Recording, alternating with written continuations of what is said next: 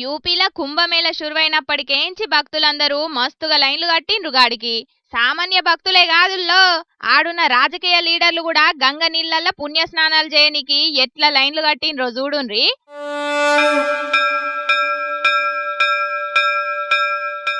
ఇక cabinet meeting లా కదా మంత్రులందరూ కలిసి రాష్ట్రం గురించి చర్చలు పెట్టినట్టే మొత్తం ఒకటే మలక రాష్ట్రంలో ఉన్న మంత్రులందరూ పోయి ఆడున్న మహాకుంభమేళల పుణ్య స్నానాలు చేసిండ్రు గిట్లా.